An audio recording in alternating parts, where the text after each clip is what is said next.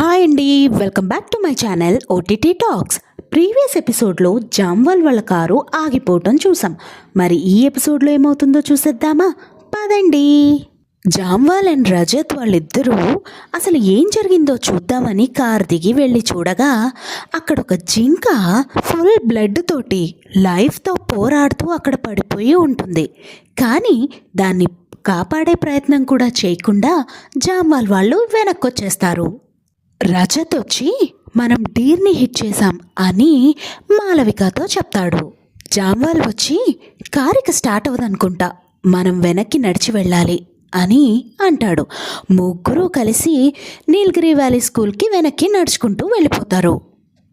మరోవైపు ఆదిరాజ్ సుప్రియా ఘోష్ని వెతుక్కుంటూ తన ఆఫీస్ వైపు వెళ్తూ ఉంటాడు. మధ్యలోకి వెళ్ళగానే ఒక రూమ్లో ఉంచి ఎవరినో కొడుతున్నట్టు, తను బాగా అరుస్తున్నట్టు ఆ రూమ్లోంచి సౌండ్స్ వినిపిస్తూ ఉంటాయి మన ఆదిరాజ్కి.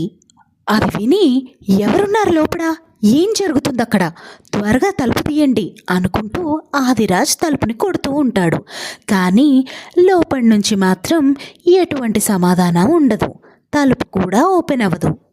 కొంచెం సేపటికి ఆ డోర్ కింద నుండి బ్లడ్ వస్తున్నట్టుగా కనిపిస్తూ ఉంటుంది మన ఆదిరాజ్కి. అది చూసి షాక్ అయి నించొని ఉంటాడు. అలాగే చూస్తూ ఉంటాడు మన ఆదిరాజ్. కొంచెం సేపటికి చంద్రప్రకాష్ సార్ వచ్చి ఏంటి ఇక్కడ నిలబడి చూస్తున్నారు అని అడుగుతారు ఆదిరాజ్ని. అది ఇక్కడ బ్లడ్ ఉంది అని అటు తిరిగేసరికి ఆ బ్లడ్ మార్కులు అక్కడ కనిపించవు.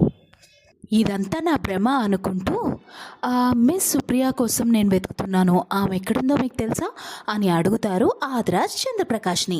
ఆవిడ మెడికల్ రూమ్ వైపు వెళ్ళటం నేను చూశాను అని అంటారు చంద్రప్రకాష్. ఆదిరాజ్ థ్యాంక్ యూ అనుకుంటూ అక్కడి నుంచి వెళ్ళిపోతాడు. మరోవైపు మన జామ్వాల్ వాళ్ళు స్కూల్ వరకు వచ్చేగానే రజత్ మనం దాన్ని కాపాడి ఉండాల్సింది అని అంటాడు జామ్వాల్ వాళ్ళతో. కుదరదురా, ఆ జంతువుని కానీ సుయాష్ని కానీ వెనక్కి మనం తీసుకురాలేమో అనుకుంటూ నేను వెళ్ళి కాప్స్తో మాట్లాడొస్తాను అనుకుంటూ వెళ్ళిపోతాడు జామ్వాల్. జామ్వాల్ వెళ్ళాక రజత్ మనం స్కూల్ డేస్లో ఉన్నప్పుడు నేను సుయాష్ దేవ్ని చాలా ఇంప్రెస్ చేయాలని చూసేవాళ్ళం. అప్పుడే మనతో ఫ్రెండ్గా మంచిగా ఉంటాడు అనుకునేవాళ్ళం. కానీ చూడు వాడిని, నాకు లాస్ట్ ఇయర్ ప్రాపర్టీలో ఒక ఇష్యూ వస్తే ఒక కాల్ చేసి హెల్ప్ అడిగాను, వెంటనే క్లియర్ చేసేశాడు అని అంటాడు రజత్ మాలవికతో. ఇప్పుడు నువ్వు ఫ్రెండ్ అయిపోయావు కదా అని అంటుంది మాలవిక. నువ్వేమైనా తక్కువ, నీకు ఎవరు నో చెప్పలేరు. ఫ్రంట్ లాన్లో ఉన్న రోజెస్ అన్నీ మీ ఇంటి ముందే కదా ఉండేవి.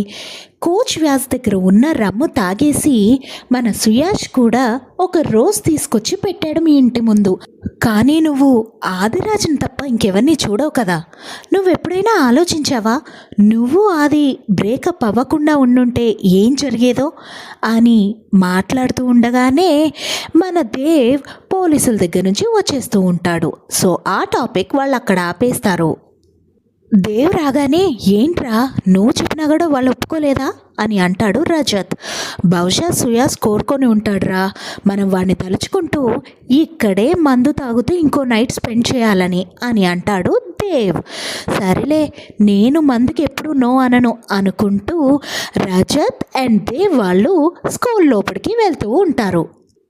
తర్వాత ఏం జరిగింది అనేది నెక్స్ట్ ఎపిసోడ్లో చూసుకుందాం. ఇలాంటి ఎపిసోడ్స్ మీకు ఎన్నో కావాలి అనుకుంటే నా ఛానల్ని సబ్స్క్రైబ్ చేసుకోండి. Thank you so much for watching. Bye.